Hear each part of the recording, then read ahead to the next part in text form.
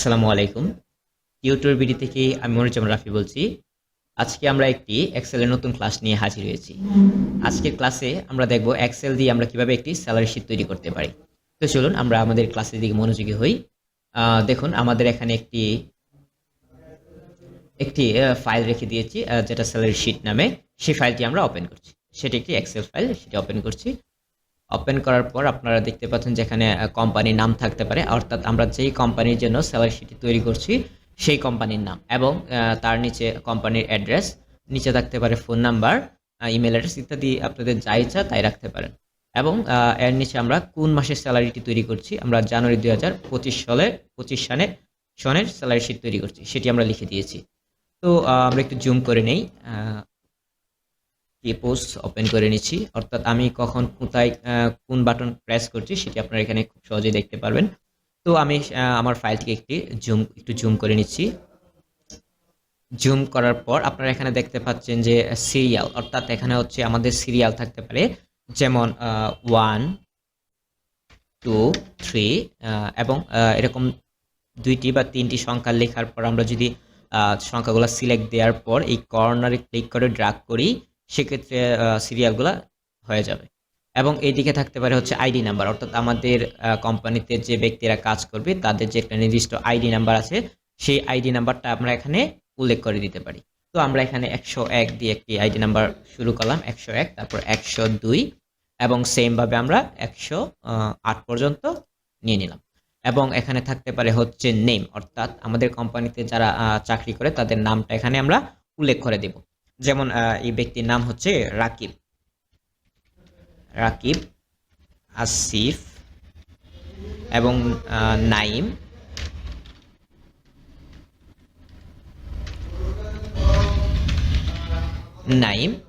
এরকম আমরা এই সেম নামগুলো আবার কপি করে দিয়ে দিচ্ছি। আমরা ভিডিওটা শর্ট করার জন্য সেম নামগুলো দিয়ে দিচ্ছি এখানে। আমরা নাইম সেম নাম দিয়ে দিচ্ছি। আর এখানে হচ্ছে ডেজিগনেশন হচ্ছে পদবি, অর্থাৎ কে কোন পদে আছেন সেই পদের নামটা আমরা এখানে উল্লেখ করে দিব। তো ডেজিগনেশন হচ্ছে কেউ জিএম, পিএম, এজিএম, ম্যানেজার এরকম। সো আমরা এখানে সবাইকে দিয়ে দিচ্ছি ম্যানেজার দিয়ে দিচ্ছি। তো ম্যানেজার দিয়ে দেওয়ার পর আমরা বাকিগুলো আর ফিল আপ করছি না, আমরা এটাকে ড্রাগ করে সেম নাম দিয়ে দিচ্ছি। আপনারা এখানে আপনাদের ইচ্ছা মতো ডেজিগনেশন বা পদবি দিয়ে নেবেন। আর এখানে আপনারা দেখতে পাচ্ছেন যে অ্যাটেন্ডেন্স হচ্ছে একজন ব্যক্তি কতদিন কর্মস্থলে উপস্থিত ছিল সেই সংখ্যাটি আমরা এখানে উল্লেখ করে দিব। ধরেন এই ব্যক্তি 30 দিন অফিসে আসছে, আমরা 30 দিন লিখে দিলাম। সে 25 দিন আসলো, 25 দিন, 12 দিন, 15 দিন, 28 দিন, 17 দিন, 19 দিন, 30 দিন।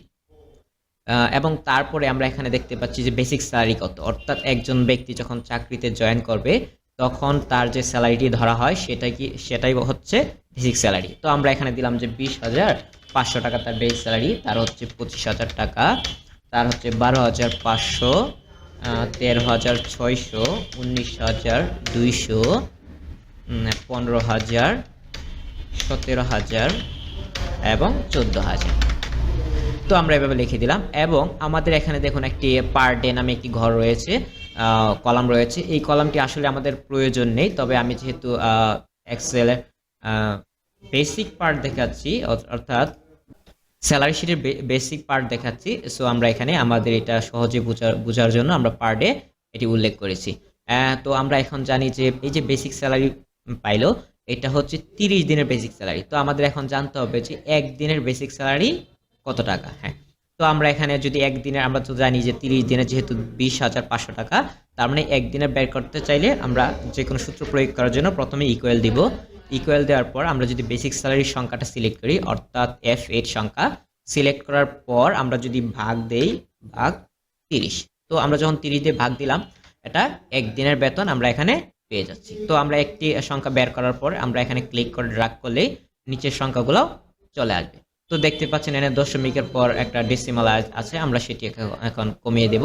তো এই জন্য আমরা পুরো সংখ্যাটা সিলেক্ট দেওয়ার পরে আমরা ডিক্রিজ ডেসিমাল করে দিলাম। তো আপনার অনেক সময় ডিক্রিজ ডেসিমাল যদি না হয়, প্রথমে ইনক্রিজ করবেন, তারপর ডিক্রিজ করবেন, তাহলে হয়ে যাবে। তারপর আসি ডে ওয়াইজ পার্টটাও আমাদের এখানে লাগে না, বেসিক পার্ট হিসেবে এটা এখানে রাখা হয়েছে। তো আমরা এখানে দেখতে পাচ্ছি ডে ওয়াইজ মানে হচ্ছে এই যে ব্যক্তি 30 দিন অফিসে আসছে, তাহলে 30 দিনে তার কত টাকা হয়।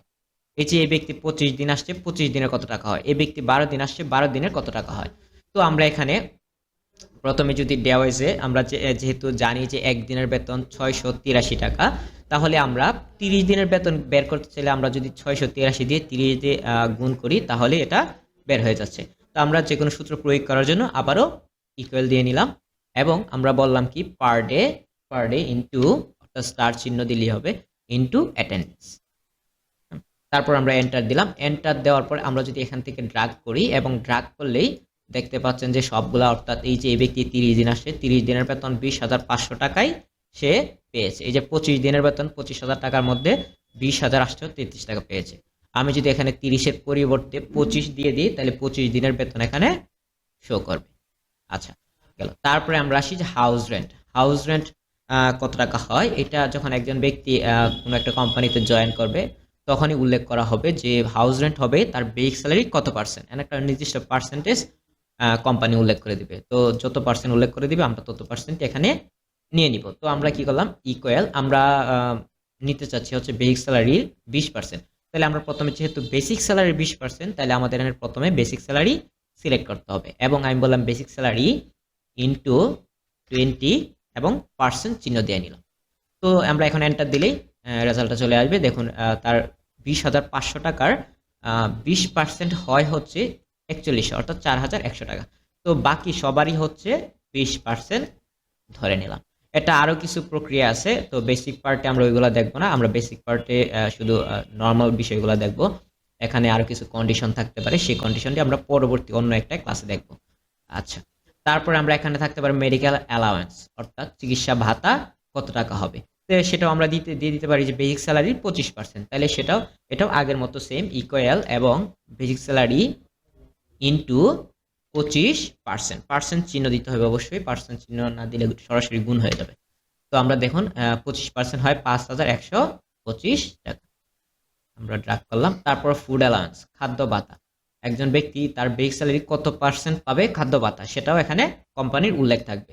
তো আমরা ফুড অ্যালাউন্স দিলাম 10%, তাহলে আমরা আবার ইকুয়াল নিলাম, ইকুয়াল নিয়ে বেসিক স্যালারি ইন্টু 10%, তো 20,500 টাকা, এবং যখন আমরা ড্রাগ করলাম বাকিগুলোও চলে আসলো।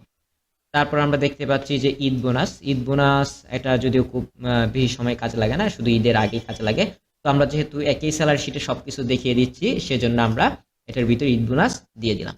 তো বলা হলো কি ঈদ বোনাস সাধারণত কোম্পানির উপর নির্ভর করে তারা কিভাবে দিবে। তো আমরা আপাতত চাচ্ছি হচ্ছে কি যে বেসিক স্যালারির 50% হবে ঈদ বোনাস। তাহলে আমরা এখানে নিয়ে নিচ্ছি বেসিক স্যালারি 50%, মানে অর্ধেক, তার বেসিক স্যালারি যত তার অর্ধেক। তো আমরা ইকুয়াল দিলাম, ইকুয়াল দিয়ে বেসিক স্যালারি ইন্টু গুণ 50 এবং পার্সেন্ট চিহ্ন দিয়ে দিচ্ছি 50%। তো এখন আমরা বাকিটা ড্রাগ করলাম, বাকিগুলা সংখ্যাও বের হয়ে গেল। তারপরে আসছে হচ্ছে ট্রান্সপোর্টটা আমরা যত দিন অফিসে আসবে তত দিনে ট্রান্সপোর্ট নিব, অর্থাৎ যদি কেউ অফিসে না আসে সেজন্য আমরা অবশ্যই ট্রান্সপোর্ট ভাড়া বা যাতায়াত ভাড়া দিব না। তো সেজন্য আমরা এটাকে একটু অন্যভাবে করে দিলাম, অর্থাৎ প্রথমে আমরা ইকুয়াল দিলাম, ইকুয়াল দেওয়ার পর আমরা যদি যতদিন অফিসে আসছে, ধরেন সে 25 দিন অফিসে আসছে, এখন 25 দিনের আমরা প্রতিদিন আমরা ট্রান্সপোর্ট খরচ বাবদ আমরা দিতে চাচ্ছি হচ্ছে 50 টাকা। তাহলে আমরা যদি 25-এর সাথে 50 গুণ করে দিই, তাহলেই কিন্তু তার যে ট্রান্সপোর্ট, অর্থাৎ 50 টাকা করে 25 দিনের যে টাকাটা হয় সেটা বের হয়ে যাবে। তো এখানেও আমাদের কিছু কন্ডিশন থাকতে পারে, যে মনে করেন যে যাদের বেতন 20,000 টাকা তাদের হবে এত টাকা ট্রান্সপোর্ট, যাদের বেতন 10,000 টাকা বা এর নিচে তাদের হবে এত টাকা ট্রান্সপোর্ট খরচ। তো এগুলো আমরা পরে দেখব। আচ্ছা, আমরা এটা বেসিকের মধ্যে এটা নিয়ে আসবো না, আমরা ড্রাগ করলাম, বাকিগুলো বের হয়ে গেল। এবং এখানে আসবে ওটি মানে হচ্ছে ওভার টাইম। তো ওভার টাইমে হচ্ছে আমরা এখানে উল্লেখ করে দিব যে কে কত ঘন্টা ওভার টাইম করলো। তো ধরুন এই ব্যক্তি 1 মাসে 50 ঘন্টা ওভার টাইম করলো, 20 ঘন্টা ওভার টাইম করলো, 12 ঘন্টা ওভার টাইম করলো, তারা কোনো ওভার টাইম করে নাই, সে 20 ঘন্টা ওভার টাইম করছে, সেও কোনো ওভার টাইম করে নাই। এখন আমরা জানতে চাচ্ছি ওভার টাইম রেট কত, অর্থাৎ এই যে এই ব্যক্তি রাকিব নামে ব্যক্তি যে 50 ঘন্টা ওভার টাইম করলো, সে ওভার টাইমের ক্ষেত্রে সে প্রতি ঘন্টায় কত টাকা করে পাবে, সেটাই আমরা এখানে উল্লেখ করে দিব। তো ক্ষেত্রে তো নর্মাল হিসাব অনুযায়ী বা আইন অনুযায়ী, যে শ্রম আইন অনুযায়ী একজন ব্যক্তি নর্মালি প্রতি প্রতি ঘন্টায় যে টাকা পায় ওভার টাইমের ক্ষেত্রে তার 1.5 গুণ পাবে, তারও 1.5 গুণ। তো আমরা এখানে আমরা আগে বের করতে হবে যে তার প্রতি ঘন্টায় কত টাকা পায়, এবং তার সাথে 1.5 গুণ দিলেই আমাদের ওভার টাইম রেট বের হয়ে যাচ্ছে। তো আমরা প্রথমে বের করতে হবে যে হচ্ছে 1 ঘন্টায় কত টাকা পায়। তো 1 ঘন্টায় কত টাকা পায় সেটা বের করতে চাইলে আমাদের দেখুন এখানে পার ডে অর্থাৎ একদিনের 683 টাকা পায়। অর্থাৎ আমরা জানি যে একদিনে হচ্ছে ডিউটি হয় 8 ঘন্টা, অর্থাৎ এই সংখ্যাটাকে যদি আমরা 8 দিয়ে ভাগ করি তাহলে আমাদের 1 ঘন্টার যে টাকাটা হয় সেটা বের হয়ে যাবে, এবং তার সাথে 1.5 গুণ করে দিলেই আমাদের কাজ শেষ। তো আমরা এখানে পার ডে নিয়ে নিলাম এবং পার ডে ভাগ 8, এবং তার সাথে আমরা গুণ ইন্টু 1.5 অর্থাৎ 1.5 গুণ করে দিলাম, এবং আমরা যখন এন্টার দিলাম তখন দেখুন তার ওভারটাইম রেট চলে আসছে 128 টাকা। অর্থাৎ এই ব্যক্তি প্রতি ঘন্টার জন্য 128 টাকা করে পাবে। তো আমরা এটা যদি ড্রাগ করি, ড্রাগ করার পর আমরা আর দশমিকের পরে ডেসিমালগুলো চাচ্ছি না, তো আমরা ডিক্রিজ ডেসিমাল করে দিচ্ছি। এবং এখানে আমরা দেখতে পাচ্ছি যে ওভার টাইম অ্যামাউন্ট, অর্থাৎ এই যে এই ব্যক্তি 50 ঘন্টা ডিউটি করলো 128 টাকা করে, প্রতি ঘন্টার জন্য টোটাল কত টাকা পাবে সেটাই আমরা এখানে দেখিয়ে দিব। তো আমরা আবার ইকুয়াল দিলাম, ইকুয়াল দিয়ে আমরা যদি নিলাম যে ওভার টাইম ইন্টু 128, অর্থাৎ 128 টাকা করে 50 ঘন্টার জন্য তার কত টাকা আসে, 6406 টাকা চলে আসলো। তো আমরা এটা ড্রাগ করলাম, তো ওটি অ্যামাউন্ট বের করে ফেললাম। এখন আমরা জানতে চাচ্ছি যে টোটাল সব কিছু মিলিয়ে আমাদের কত টাকা পাওনা হয়েছে। তো সেজন্য আমরা গ্রস স্যালারিতে সবগুলোর বের করব, যোগ করে দিব। এর আগে আমরা ওটি অ্যামাউন্টের ডেসিমালগুলো কমিয়ে নিচ্ছি, ডিক্রিজ ডেসিমাল করে দিচ্ছি, এবং আমরা এখানে লিখলাম গ্রস স্যালারির ক্ষেত্রে ইকুয়াল দেওয়ার পরে আমাদের সর্বপ্রথম হিসাব আসবে হচ্ছে ডে ওয়াইজ, অর্থাৎ এই যে এই ব্যক্তি 25 দিনে যে টাকার বা অ্যামাউন্ট হয় সেটা আমরা নিয়ে নিচ্ছি, এবং তারপরে প্লাস দেওয়ার পর আমরা হাউস রেন্ট আসবে, এবং প্লাস মেডিকেল অ্যালাউন্স আসবে, সেই সাথে ফুড অ্যালাউন্স আসবে, ঈদ বোনাস আসবে, তারপর ট্রান্সপোর্ট আসবে, এখানে আসবে হচ্ছে ওটি অ্যামাউন্ট। যেহেতু এই দুইটার সংখ্যার মাধ্যমে এই কলটি এসেছে আমরা এটি নিয়ে নিচ্ছি। তো এখন আমরা যদি এন্টার প্রেস করি তাহলে সবগুলার যোগফল বের হয়ে যাচ্ছে, এবং আমরা যদি নিচের দিকে ড্রাগ করি তাহলে বাকিগুলোর যোগফলও চলে আসবে। তো এই হচ্ছে আমাদের গ্রস স্যালারি। এখন আমরা আসি যে আমাদের কাছেও কোম্পানির কিছু পাওনা থাকতে পারে, আমরা সেগুলো একটু দেখে নিই। যেমন ধরেন আমাদের এখানে জরিমানা হইতে পারে কোনো কারণে, ফাইন বা অ্যাডভান্স, সরি এটা একটা ঘর হয়ে গেছে, আমরা এখানে একটি কলাম নিয়ে নিচ্ছি।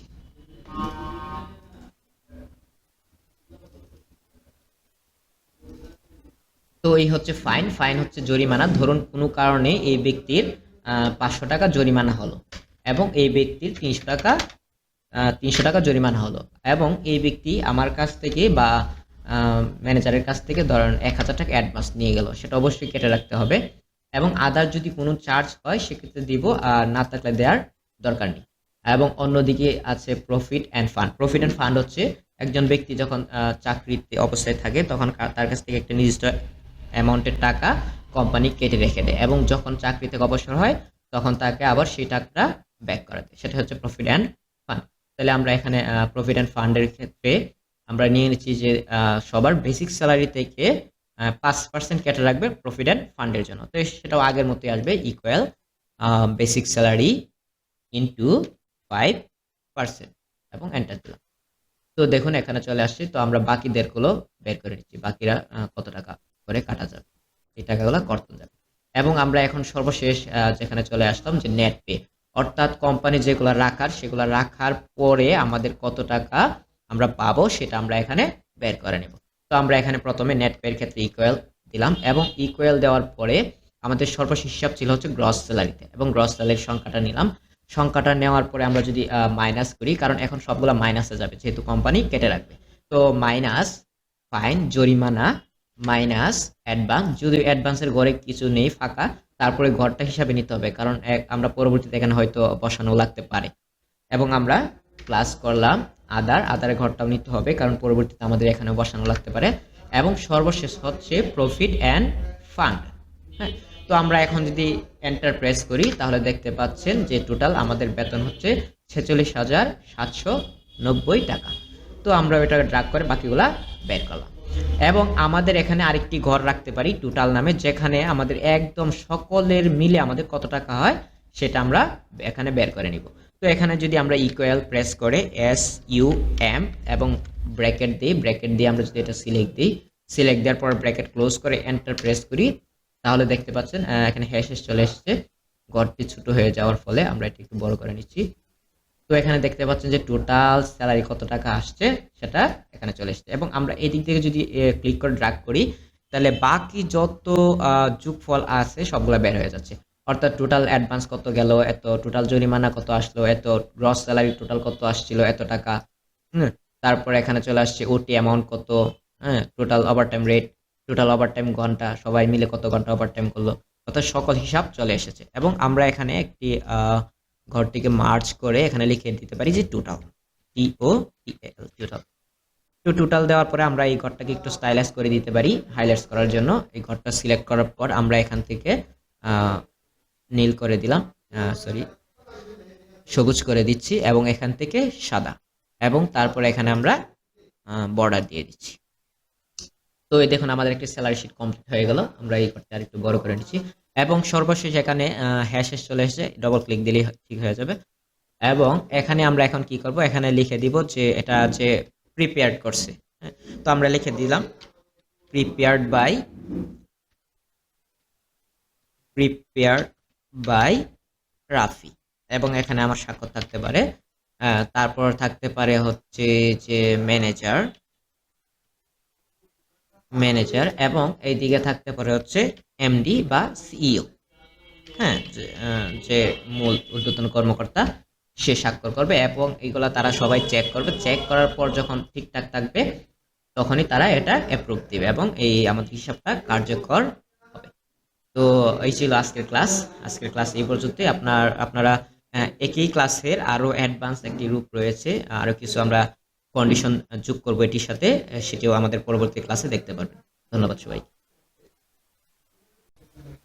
তো ওটি অ্যামাউন্ট বের করে ফেললাম। এখন আমরা জানতে চাচ্ছি যে টোটাল সবকিছু মিলিয়ে আমাদের কত টাকা পাওনা হয়েছে।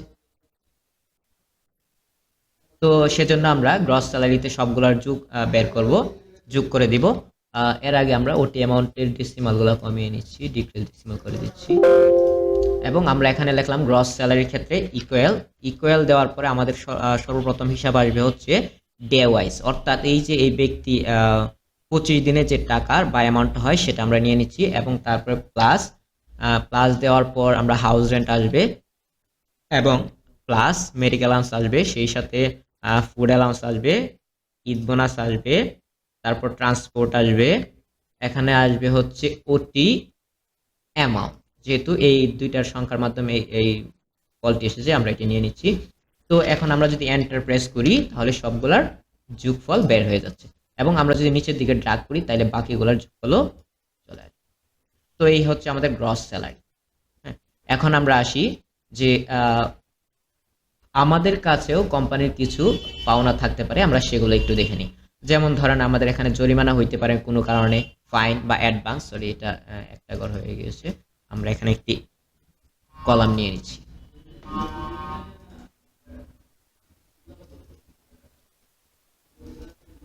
তো এই হচ্ছে ফাইন হচ্ছে জরিমানা। ধরুন কোনো কারণে এই ব্যক্তির 500 টাকা জরিমানা হলো এবং এই ব্যক্তির 300 টাকা জরিমানা হলো এবং এই ব্যক্তি আমার কাছ থেকে বা ম্যানেজারের কাছ থেকে ধরেন 1000 টাকা অ্যাডভান্স নিয়ে গেল, সেটা অবশ্যই কেটে রাখতে হবে এবং আদার যদি কোনো চার্জ হয় সেক্ষেত্রে দিব, আর না থাকলে দেওয়ার দরকার নেই। এবং অন্যদিকে আছে প্রফিট অ্যান্ড ফান্ড হচ্ছে একজন ব্যক্তি যখন চাকরিতে অবস্থায় থাকে তখন তার কাছ থেকে একটা নির্দিষ্ট অ্যামাউন্টের টাকা কোম্পানি কেটে রেখে দেয় এবং যখন চাকরি থেকে অবসর হয় তখন তাকে আবার সেই টাকাটা ব্যাক করে দেয়, সেটা হচ্ছে প্রফিট অ্যান্ড ফান্ড। তাহলে আমরা এখানে প্রফিট অ্যান্ড ফান্ডের ক্ষেত্রে আমরা নিয়ে নিচ্ছি যে সবার বেসিক স্যালারি থেকে 5% কেটে রাখবে প্রফিট অ্যান্ড ফান্ডের জন্য। তো সেটাও আগের মতোই আসবে, ইকুয়াল বেসিক স্যালারি ইন্টু 5% এবং এন্টার দিলাম। তো দেখুন এখানে চলে আসছে। তো আমরা বাকিদেরগুলো বের করে নিচ্ছি, বাকিরা কত টাকা করে কাটা যাবে, এই টাকাগুলো কর্তন যাবে। এবং আমরা এখন সর্বশেষ যেখানে চলে আসলাম যে নেট পে, অর্থাৎ কোম্পানি যেগুলো রাখার সেগুলো রাখার পরে আমাদের কত টাকা আমরা পাবো সেটা আমরা এখানে বের করে নেব। তো আমরা এখানে প্রথমে নেট পের ক্ষেত্রে ইকুয়াল দিলাম এবং ইকুয়াল দেওয়ার পরে আমাদের সর্বশেষ হিসাব ছিল হচ্ছে গ্রস স্যালারিতে, এবং গ্রস স্যালারির সংখ্যাটা নিলাম। সংখ্যাটা নেওয়ার পরে আমরা যদি মাইনাস করি, কারণ এখন সবগুলো মাইনাসে যাবে যেহেতু কোম্পানি কেটে রাখবে। তো মাইনাস ফাইন জরিমানা মাইনাস অ্যাডভান্স, যদিও অ্যাডভান্সের ঘরে কিছু নেই ফাঁকা, তারপরে ঘরটা হিসাবে নিতে হবে, কারণ আমরা পরবর্তীতে এখানে হয়তো বসানো লাগতে পারে। এবং আমরা প্লাস করলাম আদারের ঘরটাও নিতে হবে, কারণ পরবর্তীতে আমাদের এখানে বসানো লাগতে পারে। এবং সর্বশেষ হচ্ছে প্রফিট অ্যান্ড ফান্ড। হ্যাঁ, তো আমরা এখন যদি এন্টার প্রেস করি তাহলে দেখতে পাচ্ছেন যে টোটাল আমাদের বেতন হচ্ছে 46,790 টাকা। তো আমরা এটা ড্রাগ করে বাকিগুলা বের করলাম। এবং আমাদের এখানে আরেকটি ঘর রাখতে পারি টোটাল নামে, যেখানে আমাদের একদম সকলের মিলে আমাদের কত টাকা হয় সেটা আমরা এখানে বের করে নিব। তো এখানে যদি আমরা ইকুয়াল প্রেস করে SUM এবং ব্র্যাকেট দিই, ব্র্যাকেট দিয়ে আমরা যদি এটা সিলেক্ট দিই, সিলেক্ট দেওয়ার পর ব্র্যাকেট ক্লোজ করে এন্টার প্রেস করি, তাহলে দেখতে পাচ্ছেন এখানে হ্যাশ চলে এসেছে। ঘরটি ছোট হয়ে যাওয়ার ফলে আমরা এটা একটু বড় করে নিচ্ছি। তো এখানে দেখতে পাচ্ছেন যে টোটাল স্যালারি কত টাকা আসছে সেটা এখানে চলে এসেছে। এবং আমরা এই দিক থেকে যদি ক্লিক করে ড্র্যাগ করি তাহলে বাকি যত যোগফল আছে সবগুলো বের হয়ে যাচ্ছে। অর্থাৎ টোটাল অ্যাডভান্স কত গেল এত, টোটাল জরিমানা কত আসলো এত, গ্রস স্যালারি টোটাল কত আসছিল এত টাকা। তারপর এখানে চলে আসছে ওটি অ্যামাউন্ট কত, হ্যাঁ, total overtime rate, total overtime ঘন্টা, সবাই মিলে কত ঘন্টা ওভারটাইম করলো, অর্থাৎ সকল হিসাব চলে এসেছে। এবং আমরা এখানে একটি ঘরটিকে মার্জ করে এখানে লিখে দিতে পারি যে টোটাল, টোটাল। তো টোটাল দেওয়ার পরে আমরা এই ঘরটাকে একটু স্টাইলাইজ করে দিতে পারি হাইলাইটস করার জন্য। এই ঘরটা সিলেক্ট করার পর আমরা এখান থেকে নীল করে দিলাম, সরি সবুজ করে দিচ্ছি, এবং এখান থেকে সাদা, এবং তারপরে এখানে আমরা বর্ডার দিয়ে দিচ্ছি। তো এই দেখুন আমাদের একটি স্যালারি শিট কমপ্লিট হয়ে গেল। আমরা এই ঘরটা আর একটু বড় করে নিচ্ছি। এবং সর্বশেষ এখানে হ্যাশ চলে এসেছে, ডবল ক্লিক দিলেই ঠিক হয়ে যাবে। এবং এখানে আমরা এখন কি করব, এখানে লিখে দিব যে এটা যে প্রিপেয়ার্ড করছে। তো আমরা লিখে দিলাম প্রিপেয়ার্ড বাই রাফি, এবং এখানে আমার স্বাক্ষর থাকতে পারে। তারপর থাকতে পারে হচ্ছে যে ম্যানেজার, এবং এইদিকে থাকতে পারে হচ্ছে এমডি বা সিইও, হ্যাঁ, যে মূল ঊর্ধ্বতন কর্মকর্তা সে স্বাক্ষর করবে। এবং এইগুলা তারা সবাই চেক করবে, চেক করার পর যখন ঠিকঠাক থাকবে তখনই তারা এটা অ্যাপ্রুভ দিবে এবং এই আমাদের হিসাবটা কার্যকর হবে। তো এই ছিল আজকের ক্লাস এই পর্যন্তই।